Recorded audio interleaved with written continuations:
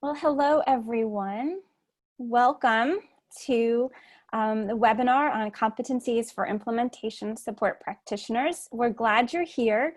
We know that others are joining us, but we thought we would go ahead and get started right on time. There's so much we want to talk about today. Allison, can you advance the slide? Thank you. So we have a lot of people who registered to join us today. And so all of your phone lines are muted and your participant videos are not enabled. So this means y'all can relax because you're not on camera and you're muted. You're welcome. Please use the chat to share your questions and ideas. We have two folks that are going to be paying attention to that space and looking in for your comments. So we really hope that you will share your thoughts, ideas, and questions freely during the whole course of our 2 hours together. The session will be recorded and posted on our website, and the slides will also be available. We also have a very quick evaluation at the end, so we hope that you will complete that for us. So as we're getting started, we thought it would be helpful and centering for us to all just take a minute to take a deep breath, center ourselves in this space. There's often so many other things going around these days at the same time. And also to just take a minute and think and honor all of the very precious lives that have been lost over the past 3 months to the virus and to violence.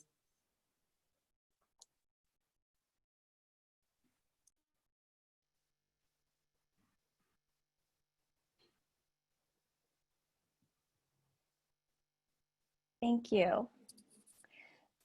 So we wanted you to have a picture of who is with you together in the clouds today.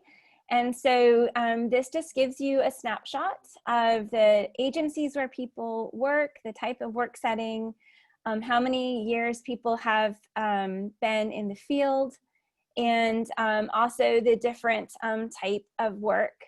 As you can see, and these are the folks that are registered to join us today.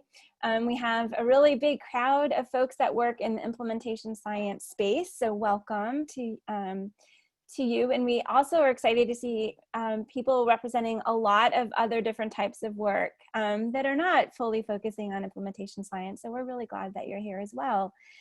We have lots of different levels of experience, and in implementation science, everyone's perspective really matters. We're glad you're here. And then as you can see, there's lots of different agencies that are joining us. So welcome to everybody. Next slide, please. So the objectives of our time together are on the slide in front of you. We are going to define the role of implementation support practitioners and their contributions to implementation science. We are going to identify emerging competencies for implementation support practitioners. We are going to pose important questions for building a workforce of professionals who support change in public health and human service. And we're going to talk about implementation practice during a time of crisis. The past 3 months have been quite a time, and really we thought that this would be a really unique time to talk about how we are all doing our work during this time. Next slide, please.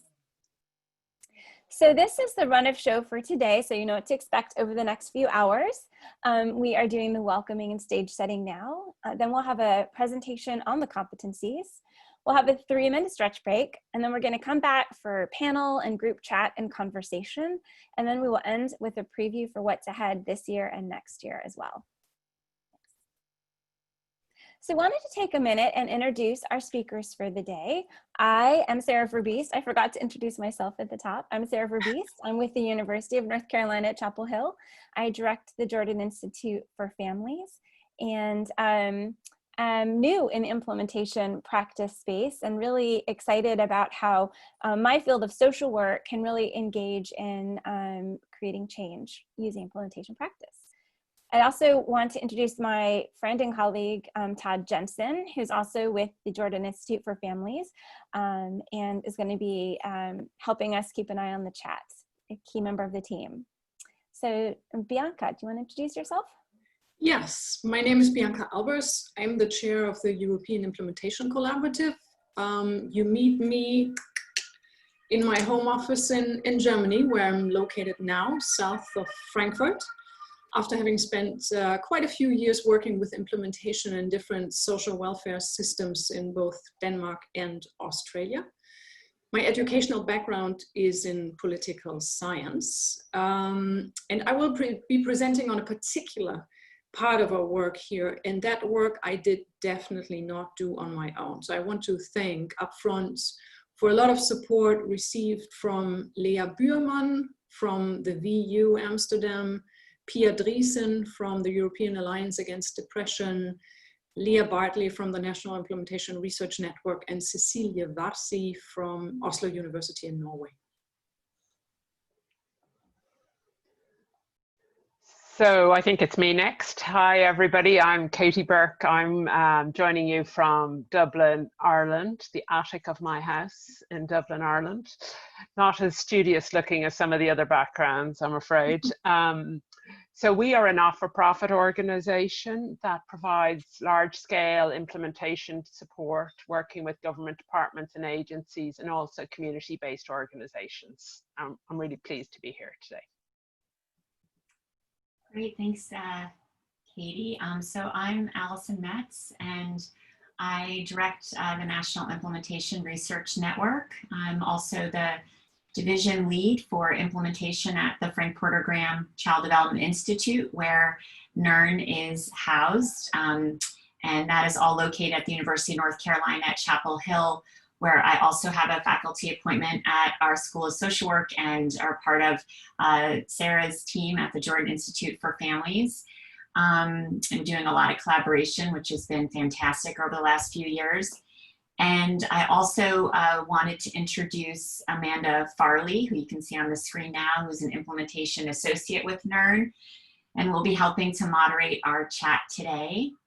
And then I also wanted to note the incredible contributions of others from our NERN team, including Karen Ward and Laura Lewison, who, as Bianca said, we can't do this work ourselves, and have co-authored our set of competencies that we'll be talking about today. So hopefully I got everyone in with that, and I will turn it back to Sarah. Thank you. So we are all here speaking to you today in the arms and collaborative space of lots of partners, and we're very grateful. So when we talk about implementation practice, we talk about context, and we know that context is everything, including ours. So we are really experiencing a very different normal. Last year, right about the same time, many of us were together in Chapel Hill in the same space, learning together, having great conversations over drinks on a patio together. And this year we were supposed to be doing the same thing. And yet we are here connecting from all over from our homes, all over the country and the globe. We are really grateful that we can still find a way to be together in this space, and really want to recognize the rapid changes taking place in society at all levels. And I personally think that on the other side of this, we are going to be better than we were before. And so I just wanted to recognize the importance of this work and our work collectively during this time. Also want to highlight that we are gathering as a new civil rights movement is taking hold. That's really demanding restoration, reparation, and creating systems and spaces that are anti-racist. We believe that implementation practice has the potential to build equity. And we fully recognize that for that to happen, we need practitioners and change agents that represent different identities and experiences. To state the obvious, we recognize that all of us who are speaking to you today are identified as white, and we work in institutions. The four of us on the UNC team work at a predominantly white university. And while our in-person institutes reflected a greater diversity of the field, today you're just hearing a small slice of perspective. So we want to recognize that and commit to our shared work of continuing to bring many voices and many people to you, with you in this space. And we hope that across this time together that we can talk and chat about how we can create training opportunities to build the diversity of our field, how we can be listening differently, both to each other, to new practitioners, and to the communities that we serve. Allison, I'm going to turn it to you. Thanks so much, Sarah, for that introduction. And kind of building on some of Sarah's comments, we really recognize that equity is an important dimension to the work of implementation science. And so if we think of the fundamental goal of implementation science as to integrate research and practice, experience in ways that improve the outcomes of those being served, we know that for this to happen, implementation scientists must work in all communities and embrace the diverse perspectives of those who both shape and drive implementation efforts. And in order to do this well, we need to have competent implementation practice and an explicit commitment to advancing equity in our work. And so as we talk about what we've learned about implementation practice, and what we're sharing with you today around those skills and competencies and the strategies being used in the field, we really invite folks in the chat to help us think about how implementation practice and the strategies we're using and the skills we're relying on can advance equity, and where we might see gaps and reasons for improvement and bigger conversation in this area. So hopefully, as we move through this, and especially the second part of the webinar this morning, where we're really focused on full chat, we can have a good conversation about that. So for the last decade or so, implementation practice has often been juxtaposed with implementation science. So you'll often hear the expression, the science and practice of implementation. And what we think is that through that expression, we are minimizing the role of implementation practice in terms of its current contribution and its really great potential in strengthening and building the science of implementation. So we invite folks to really think of this from a different perspective, where both implementation research and implementation practice contribute equally to building the science of implementation. So we think of implementation research as the studies that we conduct to really understand the strategies and approaches that allow us to translate research-based practices and interventions into real-world settings. But through implementation practice, we're testing out those strategies. We're testing out the evidence that has been developed through implementation research in different contexts, and really iterating on those strategies and hoping to contribute more greatly to the science in doing that work.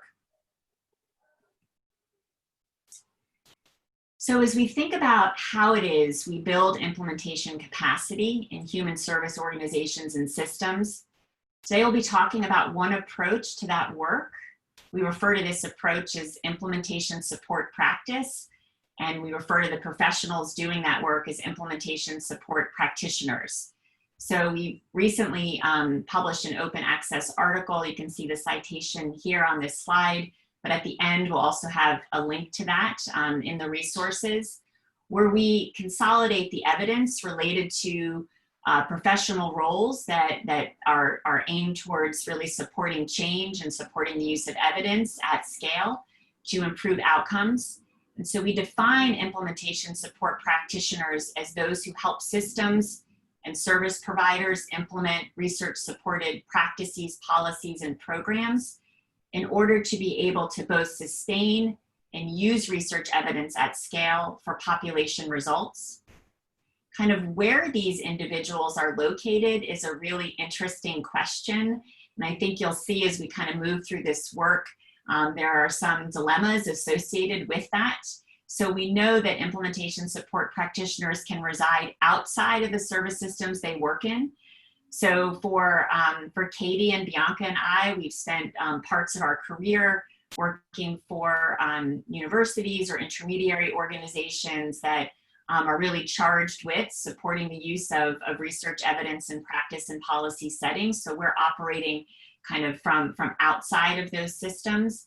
But we know that those types of individuals can also operate from within service systems, that many public agencies, for example, government-funded agencies, have internal work units that are specifically designed to support innovation, implementation, improvement, and scaling efforts. And so what we sometimes see is that implementation support is being delivered through partnerships between professionals residing outside of the system as well as inside of the system. And that's one of those things that's really important to consider as we think about the skills and competencies needed to be able to support evidence use at scale, to be able to get to those outcomes that we all hope to achieve. I'll pass this off to Bianca. And so while there is increasing interest, I think, in understanding what these different roles that Alison just talked about are doing, the literature does not make it easy for us to grasp the breadth and the depth of the knowledge that is already out there, even if it may still be scarce and in its early stages, simply because it builds on this very diverse and ununified terminology. And to understand the knowledge, skills, and attitudes that implementation support practitioners require, studies on technical assistance providers may be just as relevant to look into as those on coaches, facilitators, consultants, or other roles. And that is the slightly tricky part in our work that we're going to present here today. And it's worth for you to have that in mind. And we'll talk later more about how we try to navigate that. Over to you, Alison. Or no, Katie. back sorry. to me. Katie. So I hope you're all getting a flavor for how this is a collaborative effort, because we're going to be jumping in quite a bit between the three of us as we go through this. So I want to talk to you about two things. Firstly, why we think that defining and talking about the competencies of those who support implementation practice, why that's of value. So we think that's of value for a number of reasons. Firstly, we think it helps to define the role and functions of implementation support practitioners. We're going to talk more about that in a few minutes. We hope that it will also help to cultivate a workforce of people with skills that are needed for implementation, for large-scale implementation. We think that the skills and competencies in defining them will also help people to reflect and learn about their own implementation practice, so those who are doing implementation and supporting implementation at the moment. And finally, we hope that it will also support better communication and feedback loops between implementation practitioners and implementation researchers.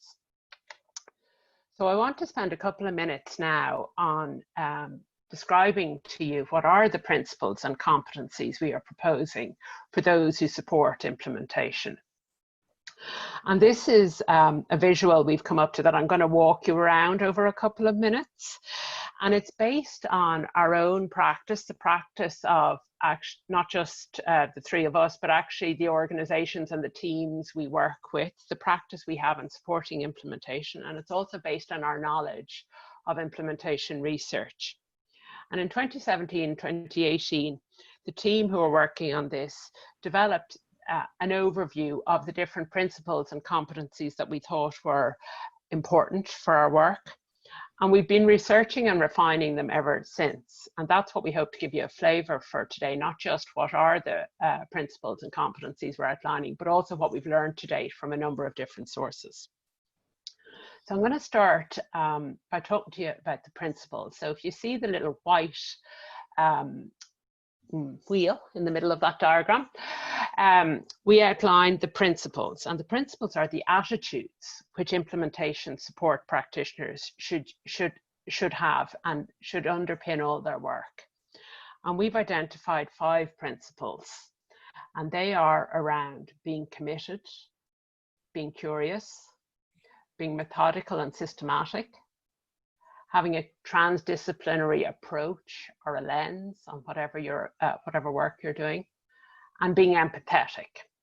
So they're the bits in the middle of that circle. And we've also identified 12 core competencies that we propose are very important for those who support implementation. Now, we've grouped the 12 core competencies thematically into 3 different domains. And the 3 domains are the 3 circles in blue on the diagram. And I'm just going to talk to you briefly through each of those. We will give you links during the presentation and afterwards to a practice profile we have that describes some of this in more detail. So the first domain of competencies that I want to talk to you about is around co-creation. So co-creation is about actively involving stakeholders in all stages of implementation. And there are 5 competencies that have been identified relating to that domain. And the 5 competencies are around co-learning, brokering, addressing power differentials, co-designing, and tailoring support. So the second domain of competencies I want to talk to you about is the ongoing improvement domain. And that's about using data, information, and feedback to improve implementation as you go at each stage of implementation. And there are 3 competencies that we've identified relating to that domain, and they are the competency to assess need and to assess context, the competency to use and integrate different implementation science approaches, and the competency to conduct improvement cycles. And the third domain I want to mention to you is around sustaining change. And that's about ensuring that the interventions are delivered with integrity after the initial implementation support has been reduced, and that there is adequate capacity retained in the service, in the organization, to maintain the core elements of whatever is being implemented. And there are 4 competencies that we associate with that domain. They're the competencies to grow and sustain relationships, to build capacity, to cultivate leadership, and facilitation. And we've had lots of debate about where the various competencies could fit under those different domains, and I suspect they're going to move a little bit. But anyway, that's where we started as we designed them. So Alison and Bianca are now going to, over the next few minutes, are going to describe to you what we've learned about these competencies and the principles through 3 different sources. So we have been happily, and sometimes not so happily actually, taking on board the learning from this and figuring out how we're going to amend what we've proposed and what I've just talked you through here for in the next couple of months. So the 3 sources that Alison and Bianca are going to talk to you about is a survey of implementation practitioners that we conducted in 2018.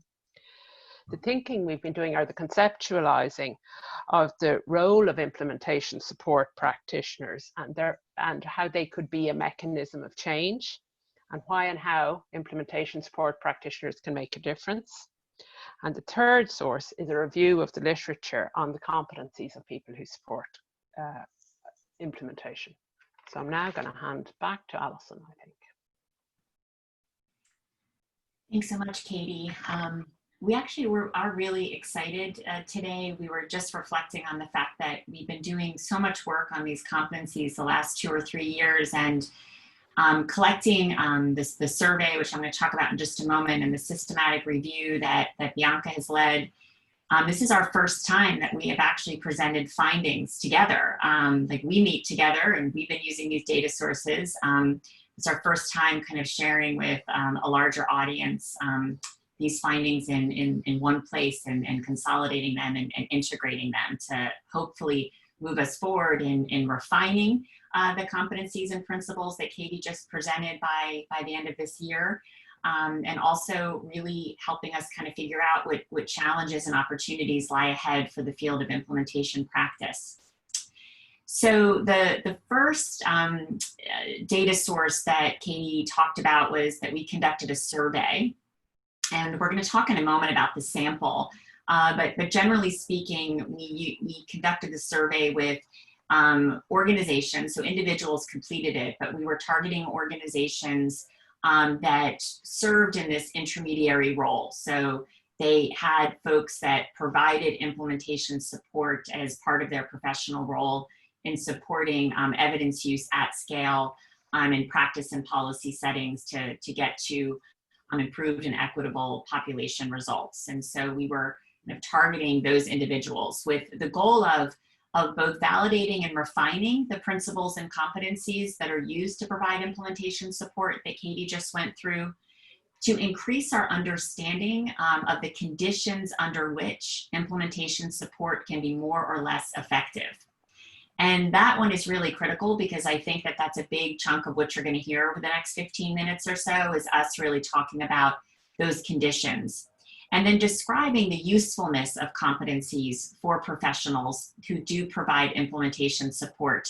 So really thinking about, you know, to what extent would the development and refinement of these competencies help serve us in developing and supporting a workforce that can support others in using research evidence to get to better outcomes. And to navigate that very discrepant terminology we mentioned earlier, we decided to conduct what is called an integrative review, which it's a design that allows for you to include multiple study designs and is particularly well suited for informing theory development, which also was one of our goals. And to begin with, we agreed that competency can be defined as a mix of knowledge, attitude, and skill. So one aim of the review was then to trawl through the literature and identify the ways in which these things were reported.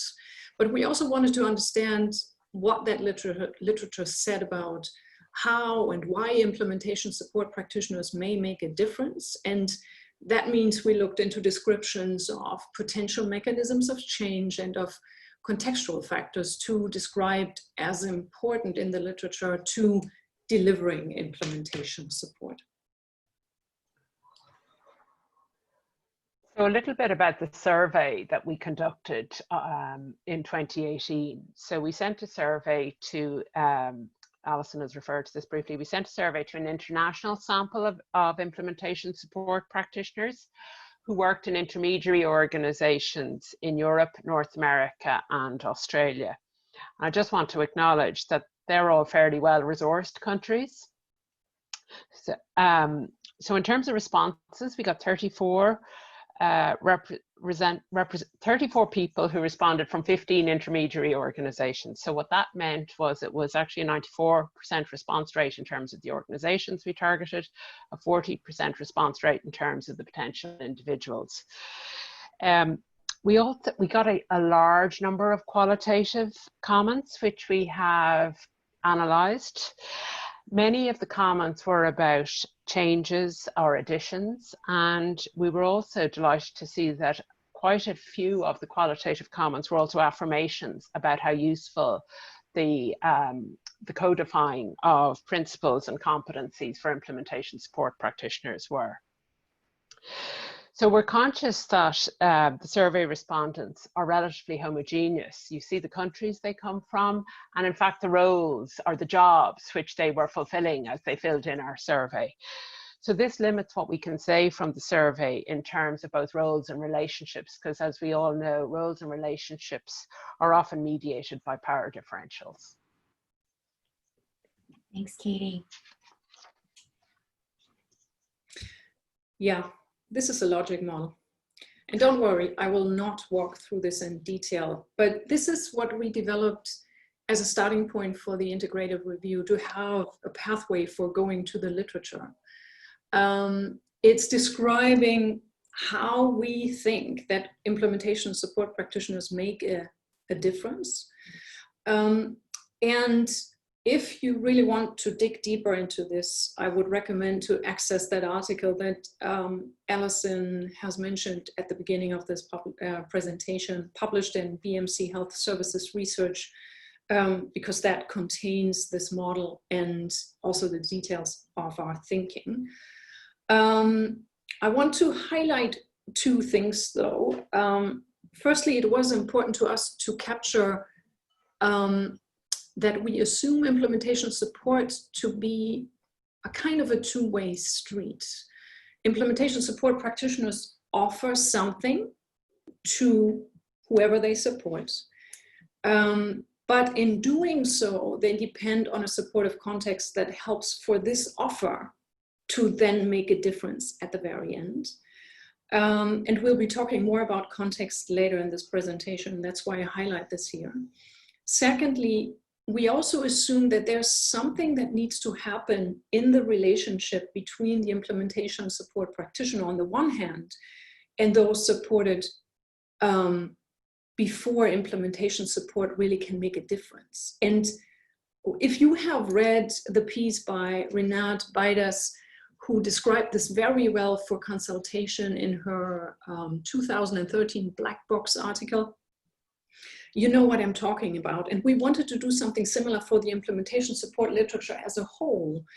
And in looking for a way to do that, we came across the work of Sonia Dalkin and colleagues who developed a terrific model for how to unpack a mechanism of change. And we used that in this work. And we'll talk more about these findings in the following. The goal of our integrative review then was to refine this model, what you see on the slide, and to fill it with more content. And we will not have the time to cover everything and have decided to focus especially on reasoning and context in the following. And we're in the process of publishing other results and hopefully have some more articles to share later this year. So stay tuned for this. Next slide. Great. Thanks, Bianca. So we are now going to present kind of, as I said, the first time presenting integrated findings as they relate to the review that Bianca just went through that helped create the logic and the theory that we're looking at around implementation support practice. And then also the survey that we conducted to get an understanding of, were we getting close with what we were thinking of as it related to those principles and competencies. I do want to note that, because we're moving through this and want to have a lot of time for chat, as Bianca said, we're not presenting all of the findings. But one thing that did come from the survey findings, even with those limitations of the sample that Katie was saying, is there was very broad support for the competencies and principles. So for the most part, from that sample, anywhere from 90 to 95% of respondents were noting that they felt like the competencies and principles were clear and comprehensive. However, we did get, as Katie noted, an enormous amount of qualitative responses in the survey, with a lot of kind of nuance as to what this work really takes in order to be successful. And so those qualitative findings are something we're going to draw upon now, instead of just saying, right, folks, generally agreed with those competencies, because the deeper findings are related to what people said about them, and they provide a nice link to the review findings from the literature. So the three areas that we've kind of distilled to focus on that map back to the logic that Bianca just presented are around context, relationships, and role.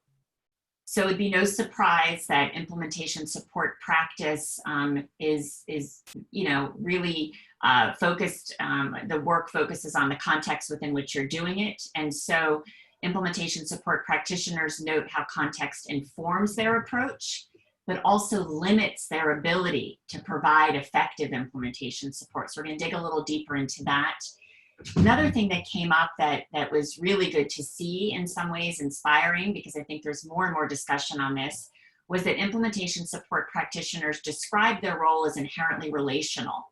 So there was an emphasis on the development of trust, and that the work is grounded in a sense of mutuality between implementation support practitioners and the individuals and communities that they are supporting. And then finally, we'll talk about role and what respondents have noted and what we see in the literature that suggests principles and competencies could help to professionalize the role of implementation support practice and really support kind of building this pipeline of a workforce that can do this. And we're really interested in looking at that, in terms of higher education as well as professional development opportunities. So we'll start with context. And as Sarah noted at at the top of the webinar this morning, kind of, you know, context is everything. And it's everything indeed for implementation support practitioners. They require a deep understanding of context to make decisions around implementation frameworks they may apply or strategies that they may use. So that comes back to one of the competencies that Katie noted around the ability to integrate different implementation science frameworks and approaches to do the work. So we noted that this deep understanding of context is necessary to make those choices around the strategies that you would use to support implementation. Other pieces of the context really that were mentioned quite a bit were in two areas, one around power dynamics and the other around stakeholders. So there was a lot of discussion in the qualitative data around how power dynamics can limit and derail implementation progress without warning at times, and that implementation support practitioners feel quite constrained in their role by macro level influences. So that can do with kind of funding or other socio-political conditions at the broadest level. The other thing that was really talked about was that who are the stakeholders in the work, and that implementation support practitioners need to tailor the types of strategies they use and the engagement activities that they focus on depending on the stakeholder group and who is engaged for what purpose. So a quote along the bottom you can see here is from one of the respondents to the survey who said, implementation practitioners often need to address adaptive issues that have serious consequences for implementation. The field of implementation science needs to draw on the experiences that exist in such circumstances and hopefully expand on the available interventions to address these. This comes back to that issue around really looking at implementation practice and implementation researchers as equal contributors to the science of implementation. Because what's being talked about here in this quote is that as we experience kind of these challenges on the ground, that we need to kind of lift those up in a systematic way and work with implementation researchers to identify strategies that could address the challenges we often face. And the integrative review further confirmed the importance of context for the work of implementation support practitioners. We used the consolidated framework for implementation research in our coding, and you can see here that contextual factors in all 5 CFIR domains were reported as affecting the work of implementation support practitioners, basically referring back to what we said from the outset, that this is a bit of a two-way street when you try to deliver implementation support. So in that sense, implementing implementation support can be compared to any other implementation initiative. It requires these enabling contexts. But rather than going through the entire graphic here, I would like to highlight 2 things in particular. And the first is the implementation support practitioner in this context of the analysis was viewed as the intervention. And studies reported that for this intervention to be effective, it required role clarity, support to the implementation support practitioner in the form of training, follow-up support from experts or superiors, or peer support. And those receiving the implementation support had to experience it as being accessible when needed. I think these are features important to keep in mind because the role of implementation support practitioners are not standard in organizations yet.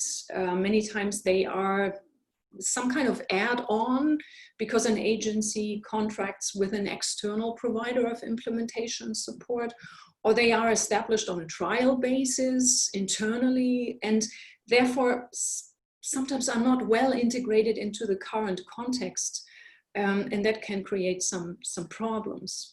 And secondly, the other thing I wanted to highlight is, as in many other implementation contexts, leadership was again and again reported as important for the success of implementation support. So leaders engaging in this support, signaling that it is a priority, rewarding the utilization of support, setting aside resources to utilize the support. These types of leader behaviors were described as facilitating the implementation of implementation support. Great, thanks. So the next area that we wanted to focus on was relationships and trust, and looking at what we found from the survey findings around the first set of competencies, and what we also were finding in the literature. And so Bianca and I are going to tag team this section as well. So as noted earlier, when we wanted to focus on relationships, as a critical piece of the work is that implementation support practitioners really described their role as relational. And they emphasized that developing trust was a cornerstone of effective implementation. And there's some really interesting work kind of going on in this area. I feel like I've seen more and more blogs lately around it's all about relationships, or it's all about trust. And I think it's something that we have to focus on more in terms of how it is we can develop trust. And so what are the strategies that help to develop that sense of mutual trust between implementation support practitioners and the communities or the agencies that they're working in? So in this survey, implementation support practitioners described a range of strategies they use to develop relationships, including engagement, facilitation techniques, collaboration, consensus building strategies, and how they manage group dynamics. So interestingly, some of these skills are kind of clinical in nature. So the ability to kind of develop teams and manage group dynamics is a really key part of implementation support practice. And so it's interesting to have a better understanding of where implementation support practitioners are getting their skills from, and kind of what their educational background is and how important that is to the work in terms of their experience. So here's a quote below here from some work that's been synthesized around a funding stream from the William T. Grant Foundation that looks at studies how evidence is used, and notes that when trusting relationships exist, information is more readily exchanged, and multiple stakeholders, and in this case, including the implementation support practitioner, can exert greater influence on the implementation process. And so the more trust that exists, the more likely it is that we will have diverse stakeholders contributing and influencing the implementation process, which we could hypothesize could lead to greater motivation, commitment, and sustainability to the work. The other thing we just wanted to note is that folks describe relationships in two ways. So the relationship between the implementation support practitioner and the key stakeholders that they're working with, but also the relationships among the stakeholders in the public systems or the communities, including clients and families who are participating, who have a stake in the implementation effort. So it's interesting and builds on some work around trust that others have done in the field, including Larry Palinkas, but thinking about this idea that implementation support practitioners are seeking to build trust between themselves and the stakeholders that they're supporting, and they're also seeking to build trust among those stakeholders. And that those things often take different strategies and different sets of skills. And so it's a complicated piece of the work in terms of kind of building that trust and solidifying those relationships. The integrative review then gave us further clues to how relationships function as a lever in implementation support. And I agree with Alison, it gets a bit complicated here, but bear with me. What stood out there was that a positive relationship has a precondition. It requires for the implementation support practitioner to be perceived as credible by those supported. And this may be common sense, but I think it's important to have in mind. Because that credibility is not just there, it emerges from an ISP's competency. So that unique mix of knowledge, attitude, and skill that an implementation support practitioner brings to the support context, and his or her ability to activate all of that in a meaningful way. And that implies to have relevant knowledge about the program or practice to be implemented, about the sector in which that happens, the target group that is in focus, the implementation strategies that could be relevant, the local particular context that is at play. So there are many factors related to knowledge, and this knowledge then needs to be combined with an ability to use it actively, simply because implementation support practitioners, when needed, must be able to walk the talk and really demonstrate, sometimes in the field, what they are trying to teach people. So they're both specialists and generalists in a highly advanced way. And when they can build credibility through all of this, those supported appear to develop trust. They appear to experience safety, both in relation, as Alison said, in relation to the implementation support practitioner, but also in relation to other trainees, because that implementation support, if successful, creates a room in which it is possible for people to take risks because there's no danger of losing face. And that then facilitates the learning because people become more open to the idea of sharing their own perspectives, their experience, and probably also their gaps in their knowledge and experience. And they become more open to the idea of letting go of previous knowledge and habits, of trying out something new, even if that new thing means to fail to begin with.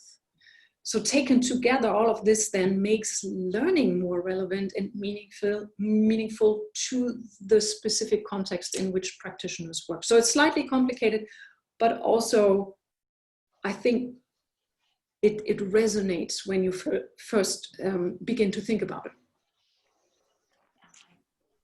We talk about this forever. I totally agree. And it's interesting. We've been doing some interviews to follow up on some of this. And it's so interesting to hear implementation support practitioners talk about how they build credibility, how they build trust. And it's such a fascinating piece of work. And I think very under-researched at this point. So I think this logic is really important for the field of implementation science and particularly implementation practice. So the last section that we wanted to focus on was around role. And so I'm going to hand it off to Katie to talk about the role of the implementation support practitioner. So what did we find from the survey about the role of the implementation support practitioner? There were four key areas that those who responded, who were themselves, remember, providing implementation support. So they felt that the principles and competencies helped them in their role in a number of ways. Firstly, they helped them to reflect and learn about the activities they conduct in supporting implementation. They felt that the principles and competencies facilitated their own professional development plans, professional or career development plans for those who were supporting implementation. They felt that the principles and competencies could support actually the practice of implementation in terms of planning or prioritizing or improving different implementation activities and strategies. And finally, the respondents to the survey pointed to the fact that the principles and competencies would be useful when assessing or evaluating implementation support practice. So down the bottom of the slide, we have two nice quotes from the respondents to the survey, which spoke a little bit to some aspects of their role in terms of supporting implementation practice. So the first one was that they said there's a value in the practice profile or the principles and competencies as being framework neutral, so that it shouldn't be a vehicle for promoting any one particular framework, but can be helpful in supporting the work of those who use various frameworks. In fact, our view is that implementation support practice should involve being familiar with and selecting the appropriate framework for the particular or approach for the particular context in which you are implementing. And then the second quote is about the principles and competencies, is the last piece there, is that they said that the principles and competencies were useful in that they went beyond simply using implementation science to really touching on the realities and diversities of the role. Yes, we're coming to an end here, and we want to end this on a couple of dilemmas that come up when digging deeper into the work of implementation support practitioners. We think these are important to have in mind when working in this field or when engaging implementation support practitioners and establishing roles. And across the slide, I'm trying to present this going across the 5 elements you see on the slide, where I would say the first dilemma that exists in this field is that on the one hand, the literature reflects a high level of competency characterizing implementation support practitioners. On the other hand, there seem to be very few pathways for their professional development at the moment that can cater to the needs for knowledge and skill building they might have. And probably because they operate at this nexus of policy, practice, research, and not within just one of these fields. But of course, that raises the question how to adequately develop and support implementation support roles from here. Dilemma number 2 is that on the one hand, implementation support work appears to foster sometimes pretty high expectations for implementation support practitioners to enable organizational change. They come a bit as these persons coming in and everybody hopes that something will change. But on the other hand, they may be ill-equipped to facilitate that change because of the way in which their roles are defined and established, lacking clarity or a clear position within existing structures. And this is also reflected in a limited breadth in strategy use that we found through the integrative review, which I haven't talked about in detail, but that showed that implementation support practitioners tended to use the more feasible, immediately usable strategies rather than the more complex strategies that require more effort to exercise them. And that, of course, raises the question, how can implementation support practitioners become true agents of change if the setting they're working in is rather conservative still and not fully prepared to take them on board?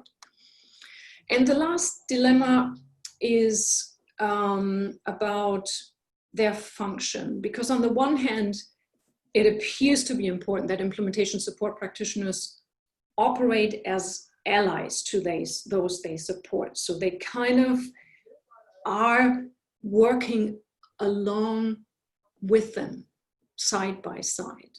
On the other hand, implementation support practitioners are also expected to track performance data, to evaluate staff, and that more evaluative role potentially undermines the alliance that implementation support practitioners depend upon in their work, which raises the question, how can implementation support practitioners ensure to maintain strong relationships with their supportees despite such tensions in their role descriptions?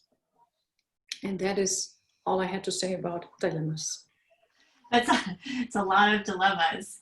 Yeah. And it's so interesting as we think about these principles and competencies and the extent to which it's feasible for a single professional to be able to embrace all of them that are required to use this range of strategies, because as they fall into kind of more technical kind of buckets or more relational ones, it's a very whole piece of work. And I think that's kind of a very broad dilemma for the field moving forward.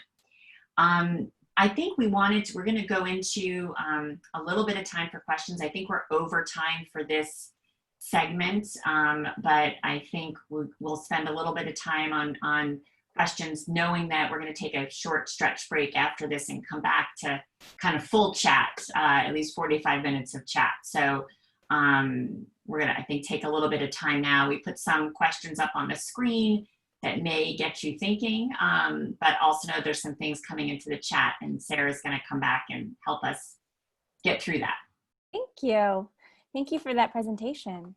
So we had a few comments and questions from the chat. And the first one was a comment from Mark, who noticed that too often in the educational field, this role of ISP is delegated to a system leader who's oftentimes also an evaluator. And that often leads to limited buy-in to the practice by direct providers. And I think you touched on that. I didn't know if you wanted to add any other comments to that point. Well, only that it's definitely also present in other sectors. The minute you begin to measure fidelity data, and that becomes the responsibility of the implementation support practitioner, who then potentially is asked by leaders on particular performance aspects of staff, you again begin to undermine that, that relationship and potentially create a lack of buy-in in systems. I have not found any particular strong solutions to that problem. I think it depends quite a bit on the skill of the implementation support practitioner in terms of really shielding the role and defining clear boundaries. And I think that is probably a challenge we face a lot in the field at the moment, that there aren't very many good habits for developing these implementation support practitioner roles, defining their boundaries, positioning them clearly in systems so everybody knows what to expect from them. And I would probably tend to say, if at all possible, it would be good to separate the more supportive functions that an implementation support practitioner has from the more evaluative or performative functions, and really keep them separate. And just to put a radical thought out there, it's just even when we think about evaluation and you think about this kind of someone judging someone else, I mean, I personally think also shaking up the construct of evaluation from a kind of a sense of judgment to more of a continuous learning environment. And I think that also, and I think just as a quick question from someone out from Eva, who I totally think this is such a great question as someone that's also new in this space. Could you give an example of a description of when you're talking about an implement support practitioner? Like, can you give an example? Like, who might that be? Real concrete. Will I start and somebody want to come in? Great. Okay, so I'm going to get really basic here. So we've had a lot of debate. So an implementation support practitioner may be somebody sitting in a public health agency or in a community-based organization, or they may be based in a third-party organization outside those. So what we call an intermediary organization or a technical assistance provider. They are often people who come from, who have professional training that's relevant to whatever the work is. So they may have a social work background or a nursing background or a teaching background. They will also have experience and knowledge in implementing stuff, I'm going to say. Now, it should actually be implementing evidence-informed stuff, but anyway, let's just say implementing stuff. And they are normally not, and I'm going to wait for the other two to see if they contradict me on this, leaders. They are leaders, but they are not the official leader for that particular thing being implemented. Because if they are that, then we're going to call them the leader for implementing that. But a core function of the implementation support provider is to support not just the hierarchical leader, but actually all the other leaders that are hopefully bubbling up around the system. I'm going to let the others add to that. Alison, you go. No, I thought that it was really great. I mean, I think, you know, it just, you know, it's one of the reasons, you know, we thought about these principles and competencies is because a lot of us were kind of coming from the field of implementation science, where we were very focused on the frameworks and the strategies, capital F, capital S, that have been developed in implementation science, but recognizing that a lot of the work we were doing was incredibly applied. So this idea that, you know, you get approached, for example, from a commissioner of a large public child welfare system who has a mandate to scale the use of certain evidence-based programs in their preventive services or something like that. And it's kind of this idea of what's the first thing you would say and do. So how would you construct that first meeting? How would you move through that?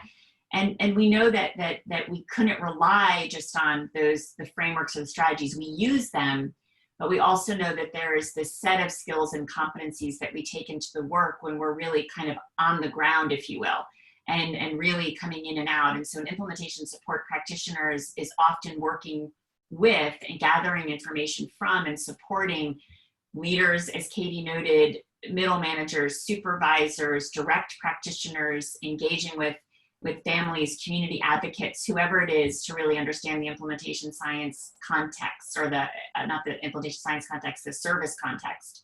And so it's a large role that is, as Bianca said, often referred to as tactical assistance, consultant, coach, facilitator. But we're all kind of doing something related to implementation support, and trying to consolidate the evidence base around that role feels like an important thing to do in order to be able to get to outcomes and to support a workforce that can do that.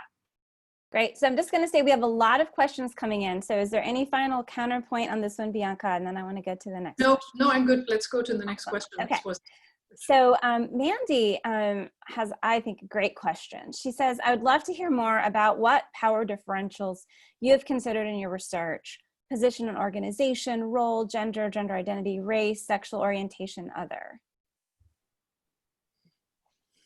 Should I start? And you guys? Sure. That'd be great. Cool. It is, so based on the review, which I'm typically talking about, and that is a review I should probably have mentioned at that point of time. So we've been looking at 109 different studies, and it's a good mix of quantitative and qualitative. And I wouldn't exactly say that the power differentials have a particularly strong position in that entire literature, but the pieces that are in there relate to primarily power differentials that exist between different people who receive implementation support, where you need, as an implementation support practitioner, be good at realizing that such differentials are there, and you need to be able to tailor your support to these differentials. And that can mean that you need to provide support to some persons separately from other persons, because this group of persons would not talk if these others are in the room. But power differentials can also be about the relationship between the implementation support practitioner and the stakeholders that person talks with or provides support to. And that's where the credibility comes in again. There have been situations where implementation support practitioners were not taken seriously because they had the wrong educational background or not sufficient experience in that particular field where they served. So the power differentials can also be at play in relation to the implementation support practitioner, him or herself. I have, in terms of gender, in terms of ethnicity, other factors, I cannot recall that to be a topic in any of the manuscripts that we looked at. Thank you. And I think this also goes a little to our understanding of having more diverse practitioners, so that, in medicine, we talk about having healthcare providers mirror the communities that they serve. And I think as we diversify the field, it helps identities in some cases be more aligned potentially with the stakeholders.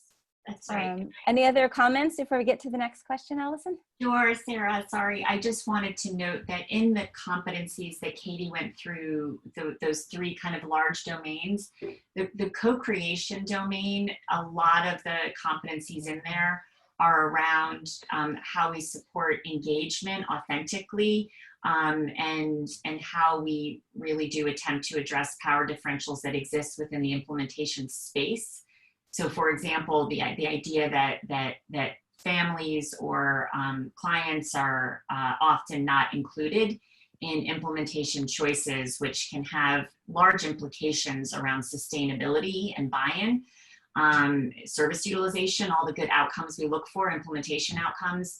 So there is a logic behind that, but there's also an imperative in terms of equitable implementation practice that would involve diverse stakeholders, including those who are often not included in decision making. And so I think that that is a really important kind of issue to bring up around implementation practice and the change that we can make in our own practice by really lifting up the importance of including families, for example, in an authentic way.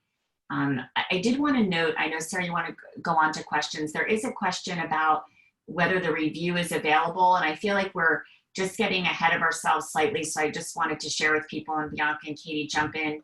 So we do have the first article that's come out consolidating the evidence base around implementation support, which is open access.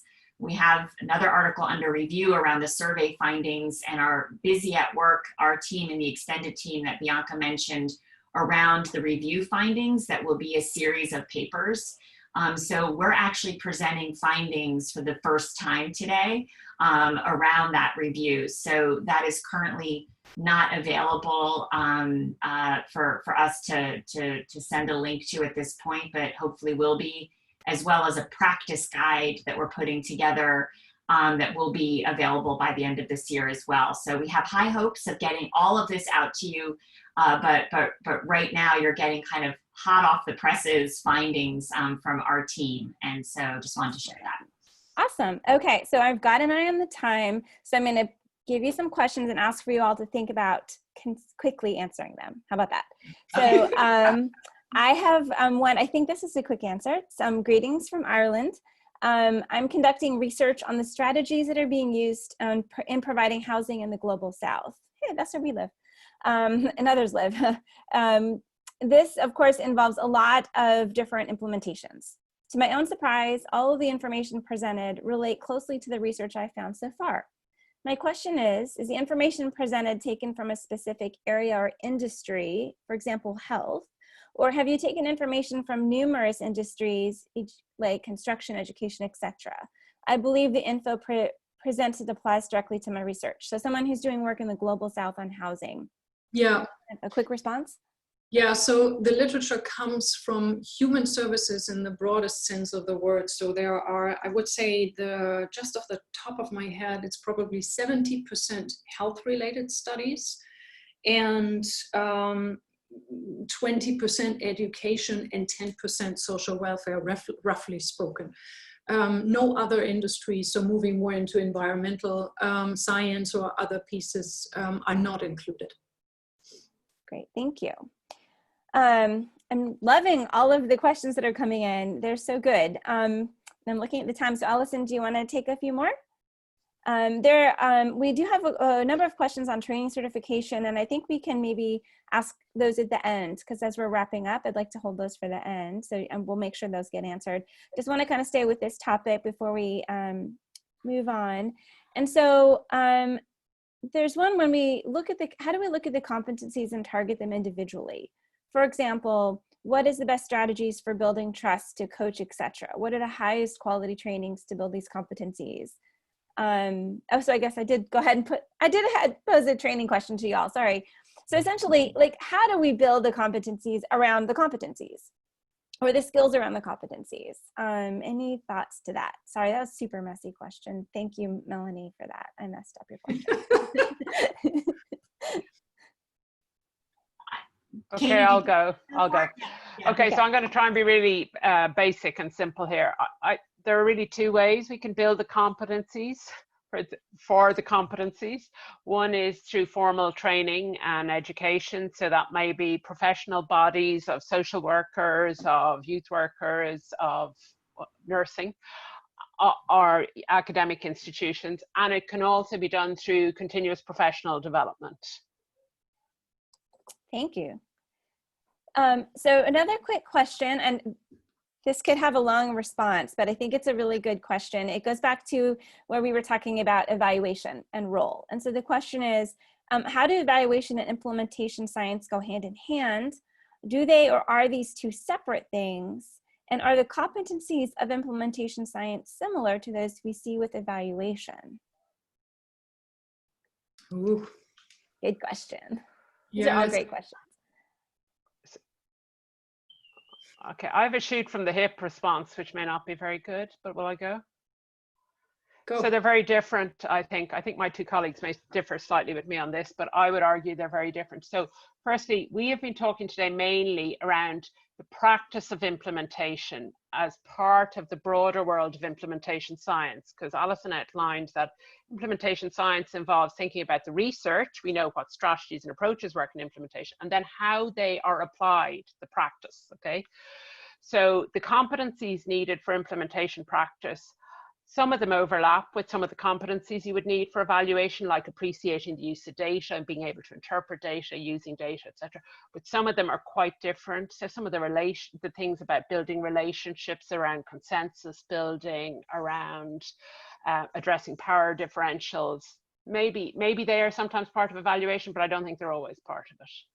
I would very much agree, especially when you dig into the details of what it means. So among the implementation strategies that you find with Byron Powell would be facilitation, something that's a core activity of implementation support practitioners.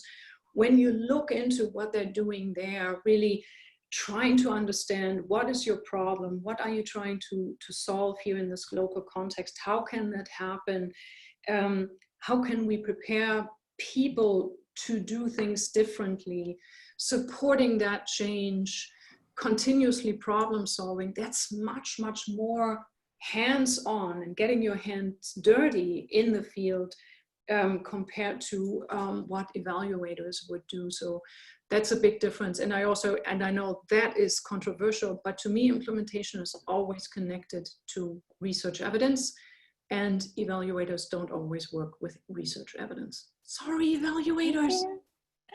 So I think two more quick things, and we can take a stretch pause. We will get all of these questions answered. If not live, we will have them on the website. But I just wanted to lift up, I think this is more of a comment, but I wanted to lift it up.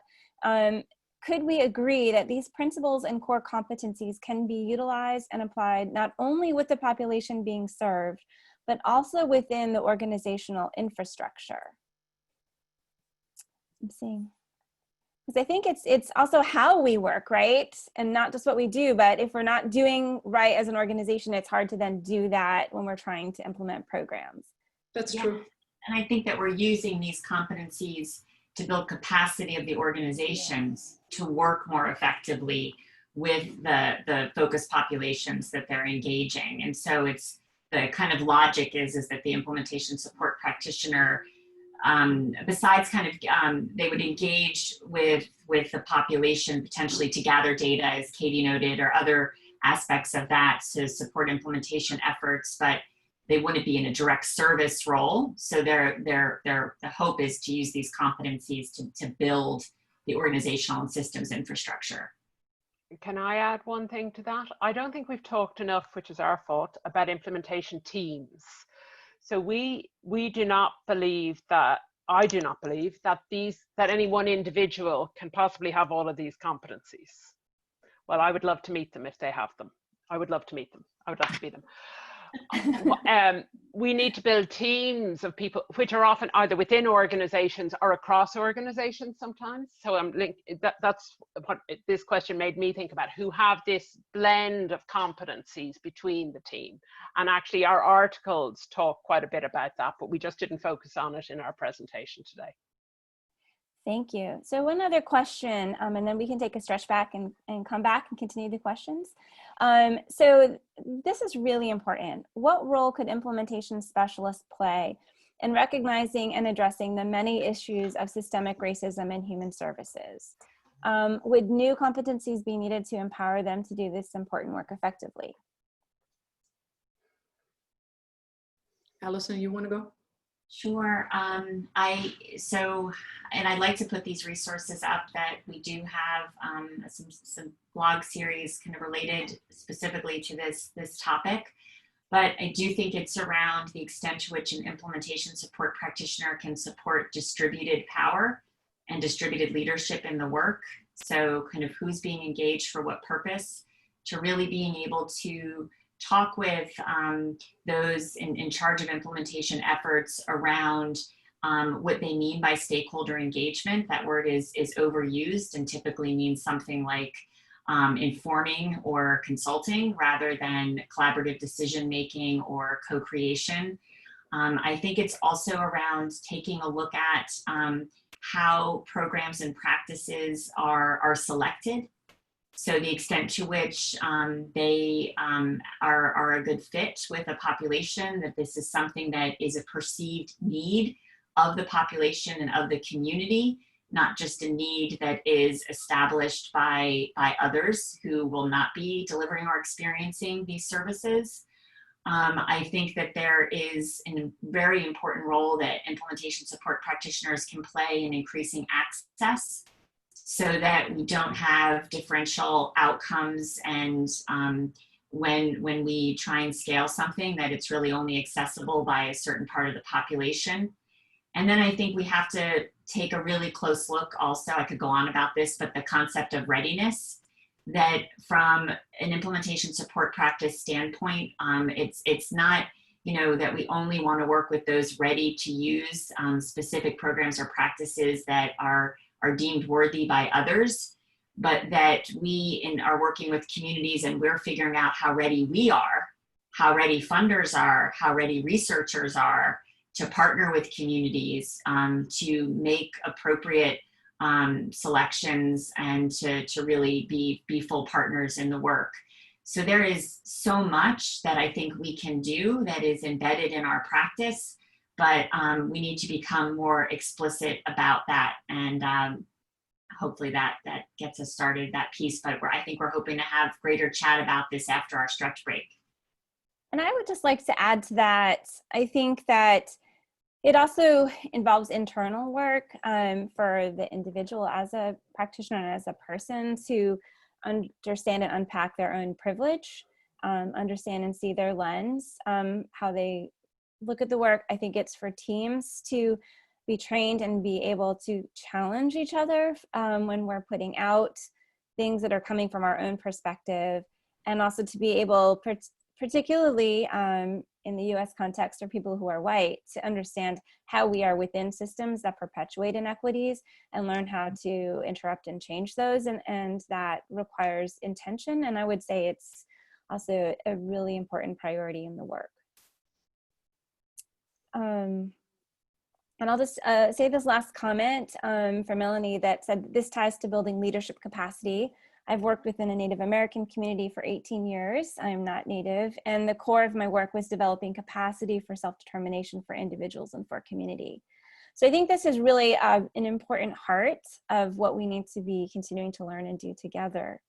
So we see there's some other questions out there, but we wanted to do some best practice for webinar and take a minute and stretch, and then maybe our panelists, while you're stretching, can take a look at some of the Q&A and see if there's something else. We've got, like I said, several we can answer, I think, and some at the very end. So take a break, and then when we come back, we're gonna spend the rest of our time having some conversation around how we are adapting implementation during this time of change. So there's our stretch break. If everyone just take 2 to 3 minutes and move, and we will be right back.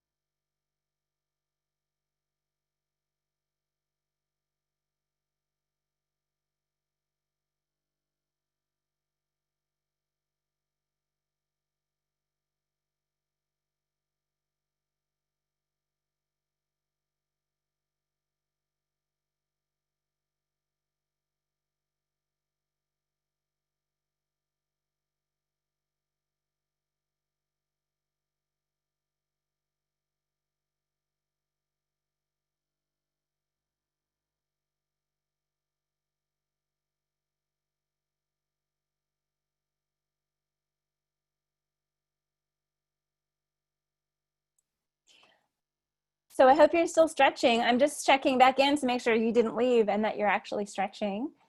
I don't know about you, but I think one major adaptation these days is how so much of our work has gone to Zoom. And it can be, I found a really interesting space to read energy and people's expressions during Zoom. And I'm sure that this is one of the many modifications many of us have been thinking about during this time of remote working in particular. So, welcome back. So we wanted to introduce Todd Jensen, who is now appeared on screen. And Todd is going to share with us some of your thoughts around some of the questions that we posed in the registration form. Todd, it's all yours. Great, thank you, Sarah. Thanks all. So here is a list of 5 questions that are really going to guide some conversation in this next segment of the webinar. And lucky for us, all of you who have registered for this event actually provided some responses to 3 of these questions in the registration form. And so we can go ahead and hop into the next slide here. So I think it goes without saying that what I'm about to share is not the most rigorous or robust method for synthesizing all of the comments that you all provided. But what I hope is that by using kind of this word cloud method, it'll just give you a sense of what thoughts and terms and words really emerged as most frequent or top of mind. And I also want to note, we had over 400 folks provide responses for this particular question in the registration form. And I know any of you who are involved in survey research can know that sometimes these open-ended items can end up quite scarce. So thank you all for your responsiveness. So looking at this first question, how is our practice changing during the pandemic?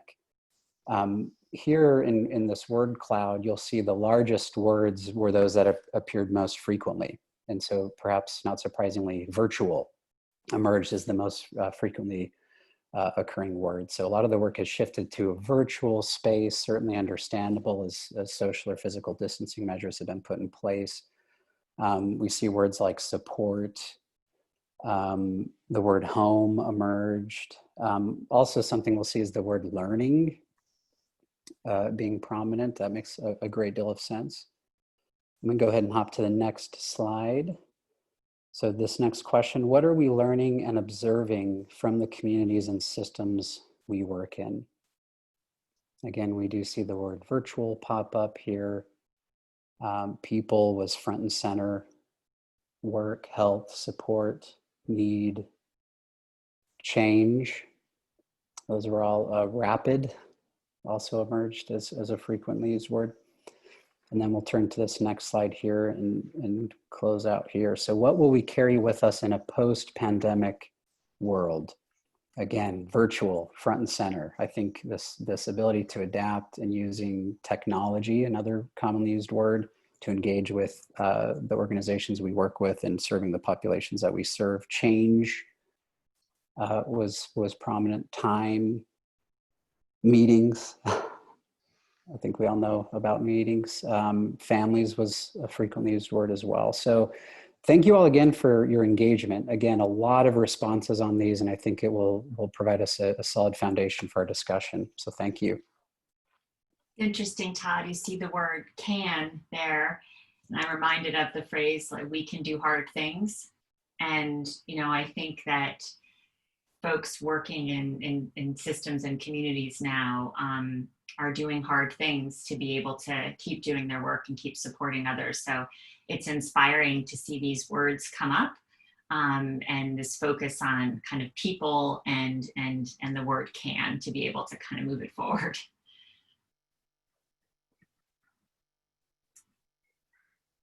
So I think, I don't recall exactly how we planned to kick this off.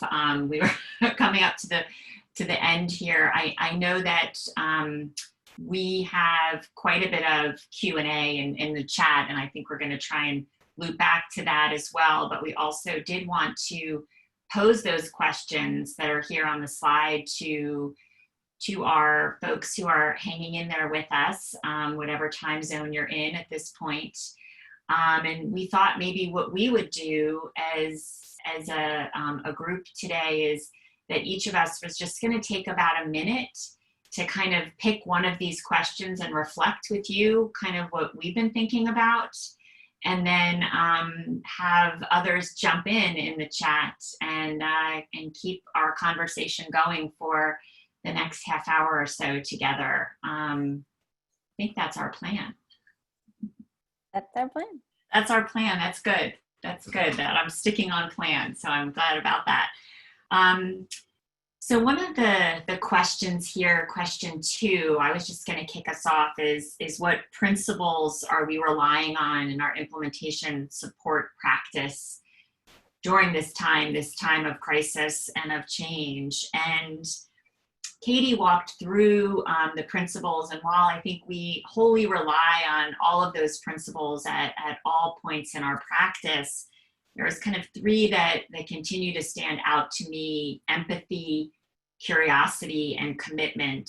So the ability to really empathize with all stakeholders and to really understand that perspectives on how to move forward may not be the same, and to really be able to deeply understand and value where someone else is coming from during this time, I think is so critical in our work, that we remain curious, that we're always asking questions, that is a critical role of an implementation support practitioner, and that we're committed to the work, that we're committed to staying with people through the crisis. I was having a conversation actually yesterday with my colleague at NERN, Laura Lewison, and a colleague from the Annie Casey Foundation, Allison O'Donnell, and we were reflecting on the fact that this crisis that we're in now, the pandemic, as well as the revived civil rights movement that Sarah's talked about in the wake of centuries of racial injustice in this country. These things are here with us, and we have to grapple with them and be committed to the change process. And I think that is so important for implementation support practitioners now more than ever, to recognize that change may not happen overnight, and that we need to stay with communities, stay with public systems through this work. So empathy, curiosity, and commitment seem to be so critical now. I'm going to hand it off to Sarah in terms of what you've been thinking about. Thank you. So I work in the field of maternal and child health, and I think what has been pretty amazing over the past few months, and actually some of these shifts happened within the space of a week or 2, is the move to telehealth and telehome visiting. So we know some of the home visiting models went from 9% of their visits in a telephonic or video capacity to 90+% within less than 2 weeks. And we know within maternity care, when we're looking at postpartum visits, some prenatal care visits, again, went virtual within just a few weeks. And I think the skills or competencies that really, in my mind, were highlighted during this time is this co-learning idea. And this is both, I think, with the practitioners, the providers, the home visitors, as well as the families and the patients, as well as the people scheduling those appointments and the people paying for those appointments. And I think one thing that's been exciting to me in looking at this time is that when people really want to work together to make something happen, they can do it.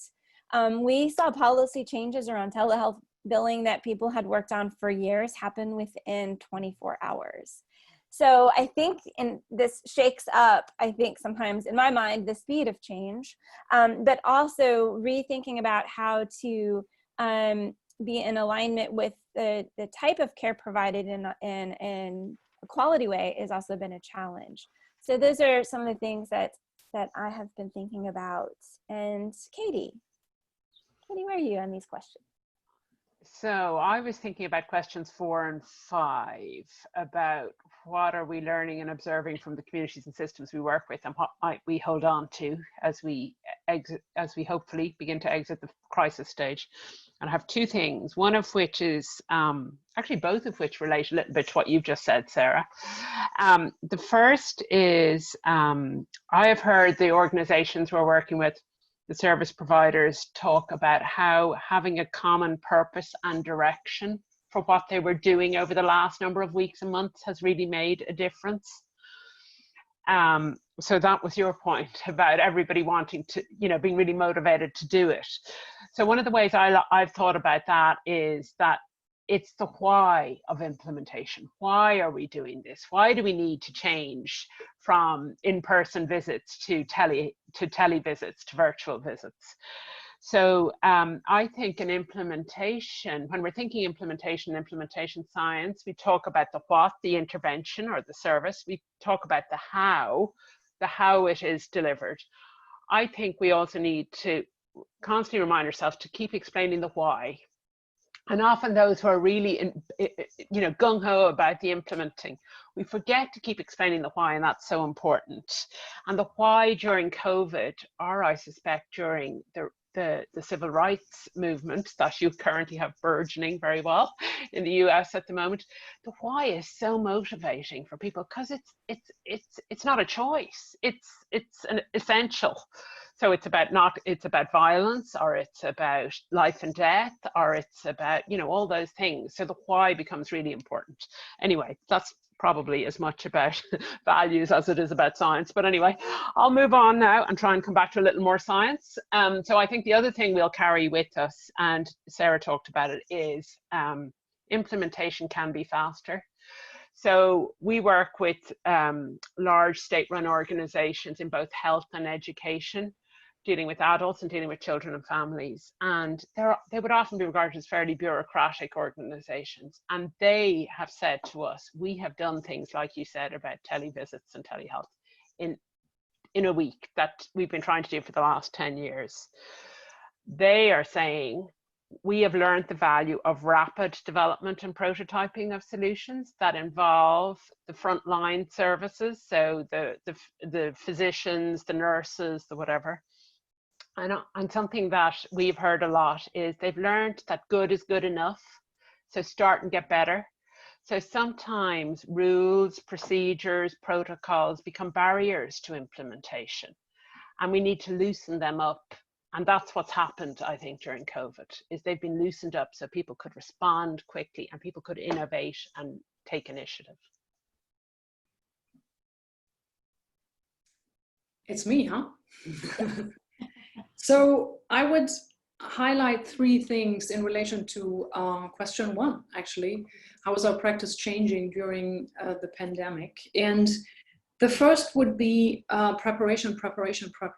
And that is probably coming from a slightly educative type of perspective, because I'm thinking a lot about teaching at the moment. And rather than improvising in a room when you're together with people, the online world, the virtual world has forced me to be much better prepared, because you often have this time window of 1 hour, you're together with people and everything is happening on the screen. So I find myself preparing in a different way now, in a more detailed way compared to before.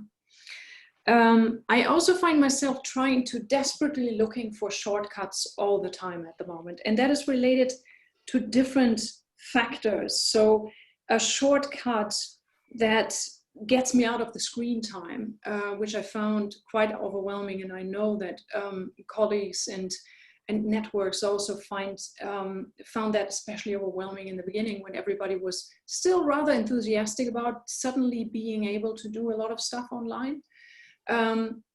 But spending too many times in front of the screen can be tiring. So finding different ways of collaborating with people, or just getting your time on your own, your work time in silent, and establishing that's okay, I found difficult.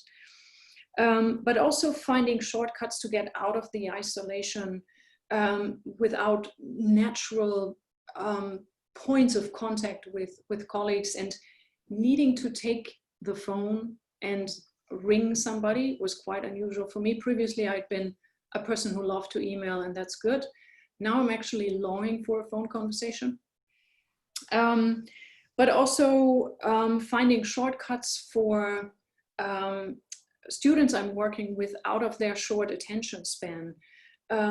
Because when you try to teach and educate people and you realize typically they can't concentrate for longer than half an hour, you're slightly screwed. So finding creative ways of educating people in this virtual room is another part of that, finding shortcuts. And then the third thing is really setting boundaries and finding ways for balancing work and private life, despite the fact that you're in your home office and at any time can get back to your desk. Finding a balance between on-screen, off-screen work habits, all of that has been on my mind in terms of changing practice. So Allison, if it's okay with you, I think this question was posed earlier, and I think it fits here. As we're thinking about what are we going to carry with us. And so the question that came through was, how does addressing adaptive challenges fit into ISP competencies? And so, you know, in part in this pandemic and in this time of movement building, some of it have been technical fixes, right? Like, how do we meet in a group? But I think, as we've seen by the civil rights movement, we're also really getting these deeper, more adaptive challenges. And also, as we're really reshaping models and we're thinking about equity, in some cases, some of these changes are creating more access for folks, and in other cases, they're not. So what do y'all think about, where does adaptive challenges fit into your competencies? Yeah.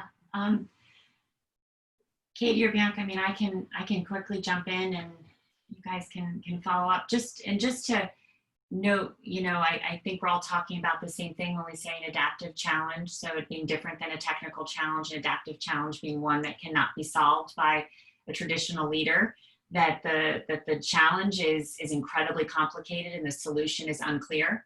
And that the only way that you can develop a potential solution to the challenge is by giving the work back to the people, is essentially the spirit of an adaptive challenge. And so I do think it comes up, you know, in several parts of the competencies around co-learning and coming in as a active listener. You know, we used to kind of enter into the work feeling like we had this expertise. And I think as we've gotten older, we've gotten more and more humble that we are there to learn from those that are doing the work. And we need to figure out how we can be in service to that. I think brokering connections, so brokering knowledge across siloed stakeholder groups is a really critical piece of our work. And then of course, addressing power differentials. And so I think doing that work though, authentically, and in a way that is really fully operationalized is really critical. Because as I noted earlier, there are words like engagement and collaboration that are heavily overused. And sometimes when we even look to see whether or not collaboration had its intended benefit, it's hard to say, because it's hard to say whether collaboration really happened, because the heart of collaboration is sharing and decision-making. So, and then of course, the other thing that's foundational to the work is building trusting relationships. So we don't just want to establish credibility with the leaders in agencies, we want to establish credibility with community partners, with advocates, with families, with practitioners. We need to establish that credibility in our work. And that's, I think, what adds to such deep complexity and how we do it. But all of those things are necessary to really address an adaptive issue. I would probably add that at the same time, I think that question really also points to a potential weakness we still have to face in the implementation support practice context, because adaptive changes may at times require really disturbing a system and pointing them to their blind spots, helping them to activate some strategies that are requiring some effort, some finances that people are not immediately prepared to invest. And it's probably there where implementation support practitioner, unless they really get that entire system they support on their side, are a bit at risk of failing if they can't push the system they support sufficiently. Mm-hmm. And Alice, there's another question that's come up that I think really ties nicely to this conversation. My partners are asking, how can we strategically and systematically identify the innovations and learnings now and prioritize which to carry forward when the pandemic is over? Do you have any thoughts about that? Oh my gosh, I know. I mean, there's being some things written on that now. We're trying to kind of gather that information by kind of interviewing people and trying to get a sense of where they're pivoting and whether or not they feel like that pivot is just for this time or if it's something that they need to take with them. I hope that a lot of what we're learning in terms of providing support, commitment, addressing these adaptive issues, we carry with us in a post-pandemic world, because I think this work is more than just switching to Zoom. I think it's about understanding where people are developmentally and meeting them there and helping folks figure out the strategies to address the barriers they have. We know that, picking up on what Bianca said, that historically age and public systems communities over rely on a small set of strategies to address complex barriers. And so the extent to which we can use this time to kind of open up the toolbox and you know, move that work forward, I think we will carry with us, and I hope that we will. And I think we also lastly have to recognize that a lot of these systems are traumatized right now. Communities are traumatized, systems are traumatized. That requires culture shift, and it doesn't matter that things are opening up slowly. We will carry with us a lot of these issues for many months, if not years. And I think we have to be prepared to work with agencies and communities for a long time. I also think it is important to, I really hope that people find the time, despite the stress in the systems, that find the time for collecting some data, because I think for certain contexts, we wouldn't really know, are the changes that are now possible and which seem desirable, are they really creating good outcomes at the end? If they do, in what way? That kind of data, in my world, evidence-based programs now being delivered based on, home delivery through the computer. Is that as good as it was before? Will the outcomes remain the same for the children, the youth, the families?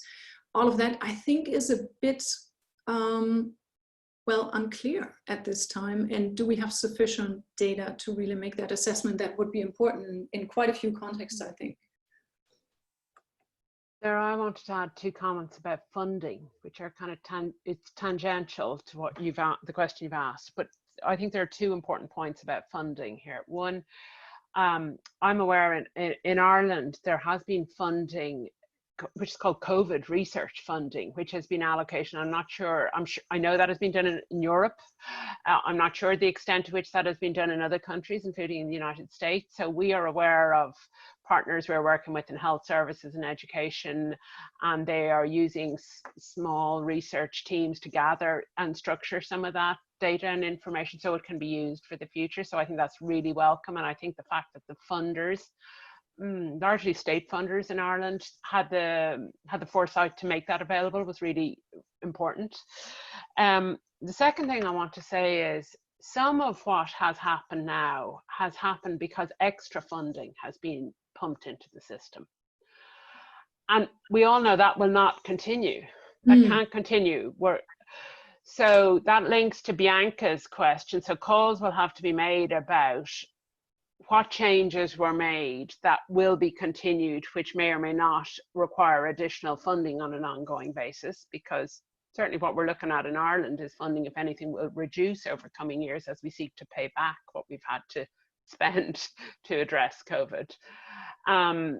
So I just wanted to, there's a very real context here, which is about the financial resources that are available, both to services, but also showing that the outcomes that we hoped would be achieved through that additional funding have been achieved.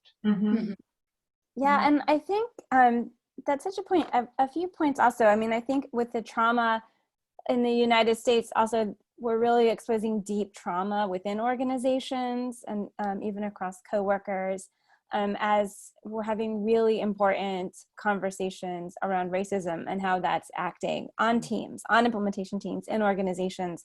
And so I think also recognizing so much of this is happening in a virtual space. And when there's the coming back together, how does that look, and how do we reconstruct systems in a different way? So I think that there's just a lot that you're right. We needed to take time to process as we move forward. And I think also to Katie's point also, and also to Bianca, when we think about, well, what's working or what's not working, who are we listening to decide what isn't or isn't working and what we want to carry, and who is and is not being left out. So while in some cases one could see telehealth, for example, as an equalizer to make it easier to get, some of the traditional barriers it may be eliminating, we're also hearing, because we've started to do some listening with community groups, that there's a lot of fear around telehealth. There's still power differentials in telehealth, uncertainty about that. And as things open up, who has access to what is also going to be really important. And so I think this is, again, a really important space and time for implementation practitioners to be really examining from multiple perspectives what has shifted and who has been impacted. And so I think it's just critical that we kind of continue to lift that up.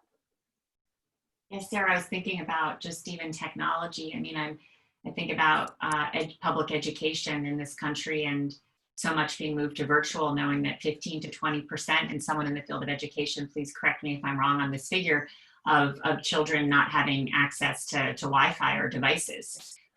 So the disparities in educational outcomes that will happen as a result of this move towards virtual in a lot of states is fairly dramatic. And so something for us absolutely to be paying attention to. Yeah.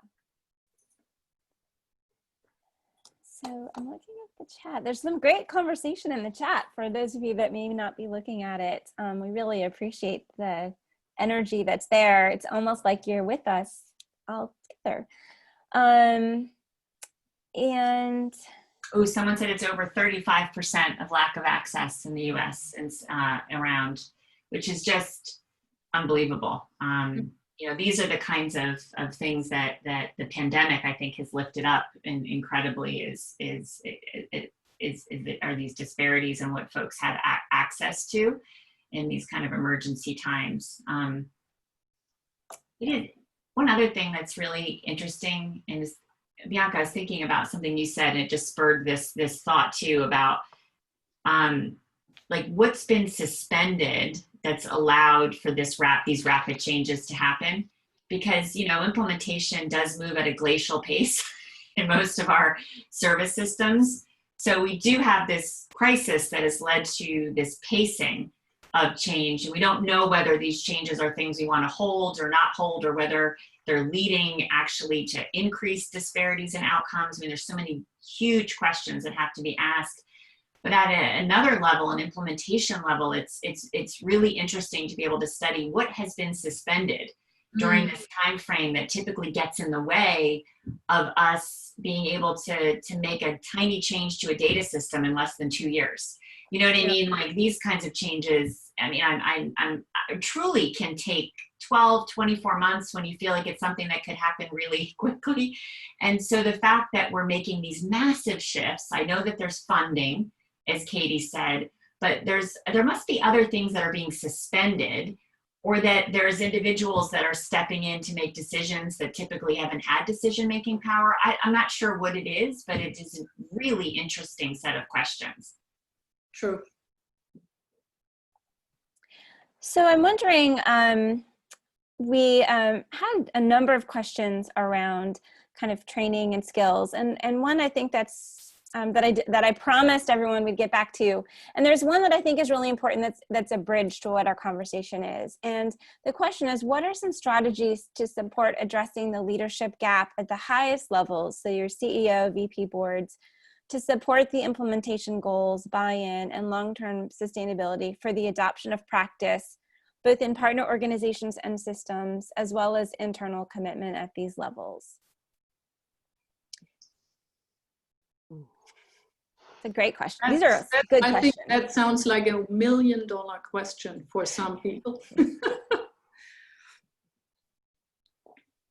Katie, you had a comment? I think there's about 10 questions in that question. That's a really good question. So I don't know if I'm answering, maybe I'm answering a little bit of that question, which is that I have heard,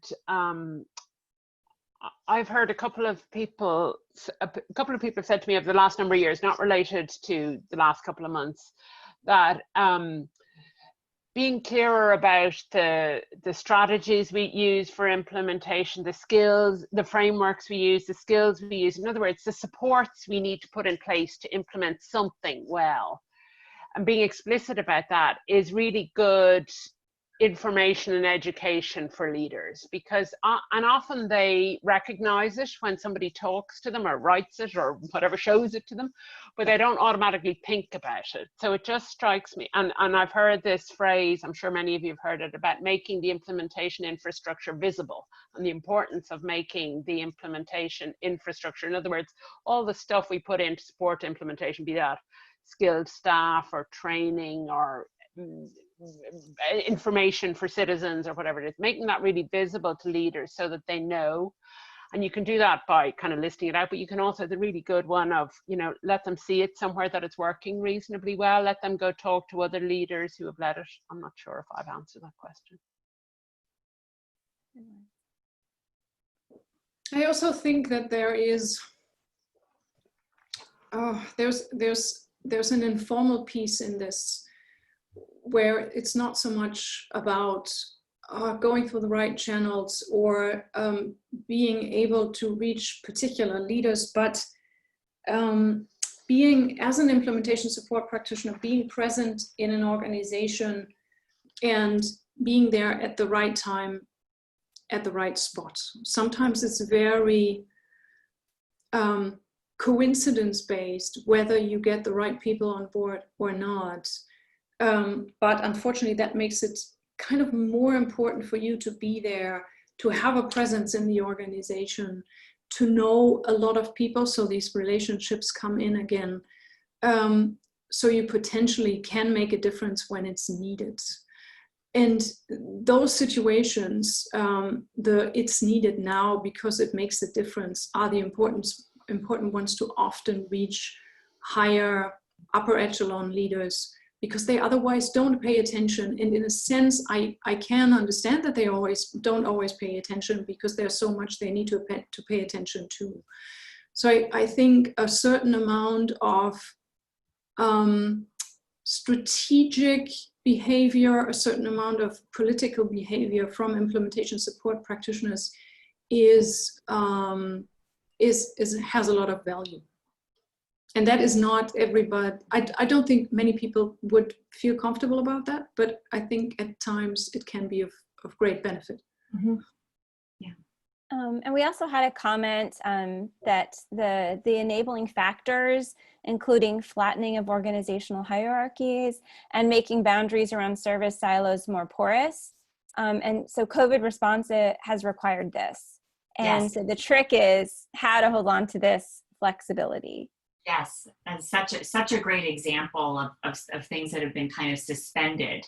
So there have been some traditional leadership roles that may have been suspended during this time, as we needed all hands on deck, if you will, to be able to make the change happen in a large system.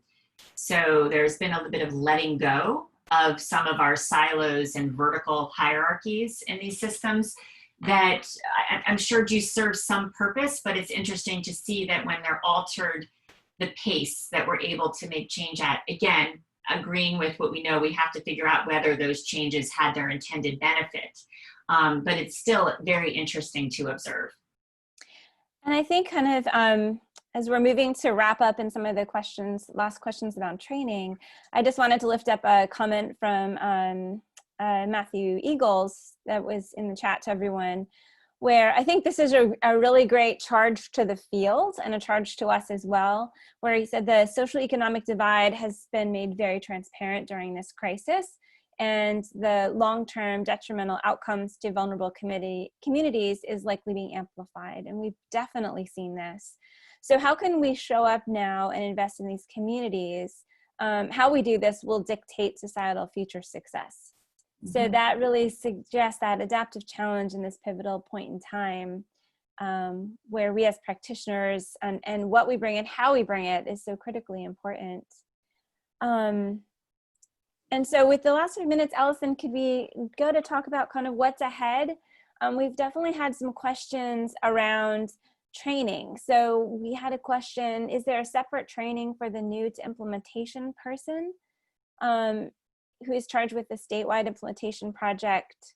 And we've also had questions, are there any low-cost training for folks that are beginning that doesn't require travel due to COVID? And are there any certifications currently in this field? So what does it look like for folks that are new and really want to become an implementation practitioner?